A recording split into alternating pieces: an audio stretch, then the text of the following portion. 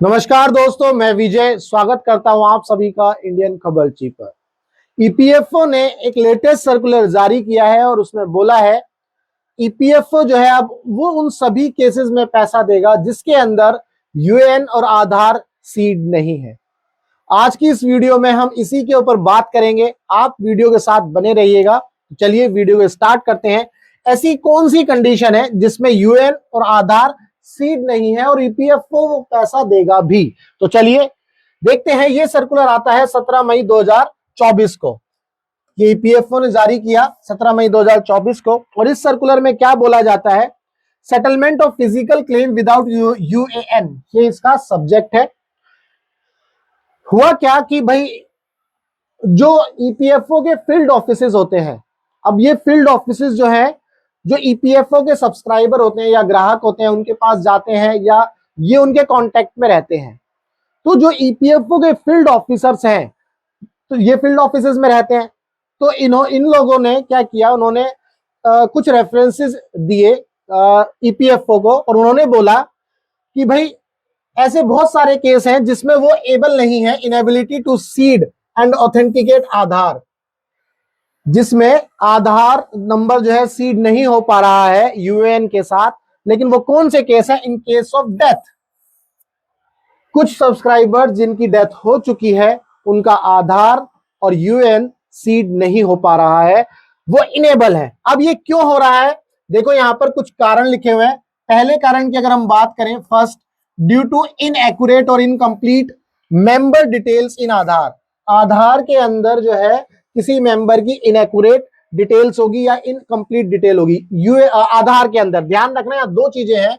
UAN, आपका UAN आधार के साथ क्या होगा? सीड होगा। आधार के साथ आपका यूएएन सीड होगा। तो यहां पर सबसे पहला इनकम्प्लीट और इनएक्यूरेट डिटेल इन आधार, ये पहला पॉइंट हो गया। Unavailability of Aadhaar in respect of pre Aadhaar death case. कुछ लोग ऐसे हो सकते हैं जिनकी डेथ हो गई है लेकिन उनके पास आधार कार्ड नहीं है, तो ये दूसरा केस हो गया। ये ध्यान रखना है आपको। कुछ केसेस ऐसे हो सकते हैं जिसमें मेंबर की डेथ हो गई लेकिन उनका आधार कार्ड अभी बना नहीं है। तीसरा कारण है डीएक्टिवेटेड आधार। कुछ ऐसे भी केसेस हो सकते हैं जिसमें आधार डीएक्टिवेट हो गया हो। तो यूएएन आपका ईपीएफओ से नंबर मिलता है, आधार आपका यूआईडीएआई से मिलता है। तो यहां पर तीन रीजन ये लिखे हैं, डीएक्टिवेटेड आधार। चौथा, technical error in validating Aadhaar from UIDAI database. Technical error आ गया जब हम वेरीफाई करते हैं। आपने देखा होगा जैसे बैंक में कोई ट्रांजेक्शन करते हैं या आधार से आपका मोबाइल नंबर लिंक होता है, तो आप कुछ भी करते हैं तो एक ओटीपी जनरेट होता है आधार से, ना। तो उस केस में हो सकता है किसी का टेक्निकल एरर आ रहा हो। तो ये चार केसेस हो गए। एंड आगे लिखा है एक्सेट्रा, ऐसा हो सकता है और कोई भी रीजन हो सकता है। तो इन सभी कारणों की वजह से जो फील्ड ऑफिसेज है वो जो है यूएएन और आधार को सीड नहीं कर पा रहे हैं, जिनकी वजह से जो बेनिफिशियरी है उसको पैसा नहीं मिल पा रहा है। ठीक है जी। तो क्या हो रहा है? डिले हो रहा है। Delay in timely release of benefits to such beneficiary. ये वो लोग हैं जिनकी डेथ हो चुकी है, तो ये ध्यान रखिएगा, ये डेथ वाले केस है। तो इस केस में ये वाले जो रीजन है ये आपको याद रखने हैं। वीडियो के अंदर आपको मैंने ये बता दिए। इसके बाद क्या इशू किया है, मतलब क्या डिसीजन लिया गया है, उसको भी देखते हैं। इन सभी चीजों को देखते हुए देखो यहां लिखा है, इन view of the difficulties being faced by field offices. Field offices ने जो भी डिफिकल्टी फेस करी और given the facts that Aadhaar details can not be corrected updated after the death of the member. अब मेंबर की death हो गई तो अब आधार डिटेल्स तो ना तो करेक्ट हो सकती और ना ही उनको क्या कर सकते हैं आप, उनको अपडेट कर सकते हैं। इट हैज बीन डिसाइडेड, अब ये क्या डिसाइड किया गया है उसको ध्यान से समझना है।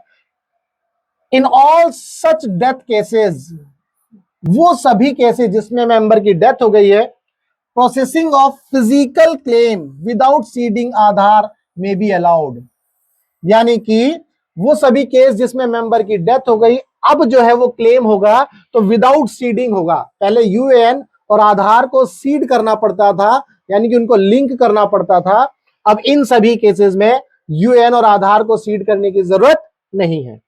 और ये क्या है, एज ए टेम्पररी मेजर, ये टेम्पररी है, ऐसा नहीं है कि ये परमानेंट सोल्यूशन है, but only with due approval of OIC. ये कब होगा, only with due approval of OIC, मतलब ऑफिस इंचार्ज।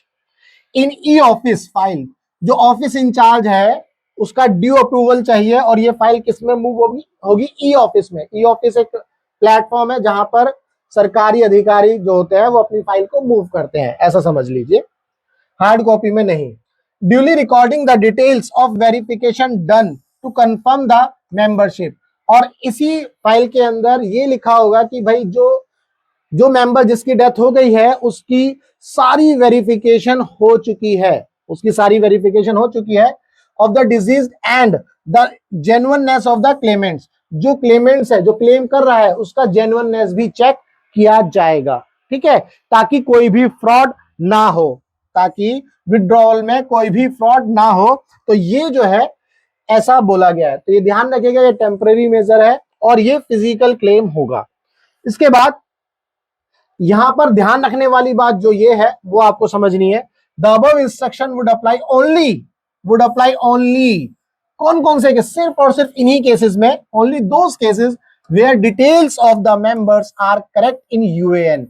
ये वाला जो फिजिकल जो क्या कहते हैं, फिजिकल फाइल जो मूव होगी, ऑनलाइन नहीं होगी, वो किस केस में होगी, सिर्फ और सिर्फ उस केस में होगी जिसमें यूएएन करेक्ट होगा, करेक्ट इन यूएन। यूएन आपका करेक्ट है, यानी कि ईपीएफओ के पास आपकी करेक्ट डिटेल है, बट इनएक्यूरेट और incomplete in Aadhaar database, but जो आधार के अंदर जो डेटा है वो करेक्ट नहीं है, ये ध्यान रखिएगा।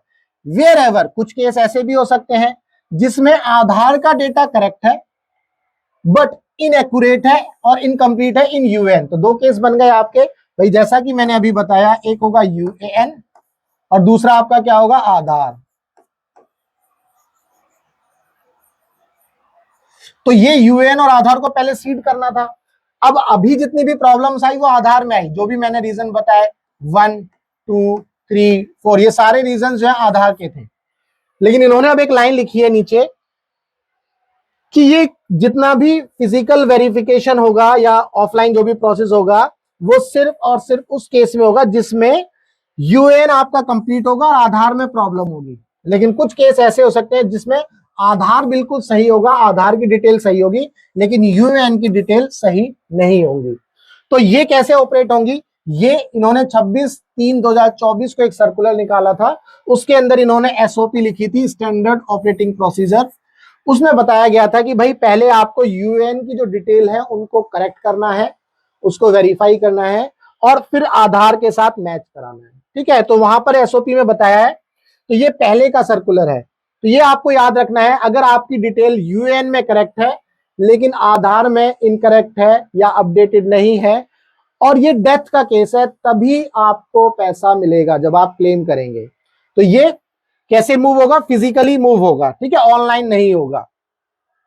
तो ये आपको याद रखना है, ये लिखा हुआ अभी है 24/9/2020। अच्छा, ये पिछले सर्कुलर की बात हो रही है यहाँ पर। तो ये वाला जो केस मैंने आपको समझाया है ये आपको बहुत अच्छे से याद रखना है, ठीक है जी। तो फिजिकल क्लेम विदाउट सीडिंग, जो क्लेम होंगे वो विदाउट सीडिंग आधार और यूएन होंगे, ये वो लेकिन होंगे किसमें, डेथ केसेस में, और उसी केस में होगा जिसमें यूएन की डिटेल करेक्ट है और आधार की डिटेल करेक्ट नहीं है। ये आपको याद रखना, अगर यूएन की करेक्ट और आधार की करेक्ट नहीं है तो इस तरह से क्लेम नहीं होगा। उम्मीद करता हूं आपको इस वीडियो के अंदर जो है मैंने जो जानकारी दी है वो अच्छे से समझ में आ गई है। अगर आपका कोई भी डाउट है इस वीडियो को देखने के बाद तो आप इस वीडियो में नीचे कमेंट करिए, मैं आपके उस डाउट का सॉल्यूशन आपको प्रोवाइड कर दूंगा। आप हमारे चैनल के साथ जुड़े रहिएगा। ईपीएफओ या ईएसआईसी से रिलेटेड कोई भी जानकारी आपको चाहिए तो आप जो है कमेंट करिए और हमारे चैनल के साथ जुड़े रहिएगा। इस वीडियो को अगर आपको अच्छी लगी हो तो शेयर करिएगा अपने दोस्तों के साथ, चैनल को सब्सक्राइब करना मत भूलिएगा। तो चलिए मिलेंगे हम अपनी नेक्स्ट वीडियो में, तब तक के लिए good bye, tata, take care, जय हिंद।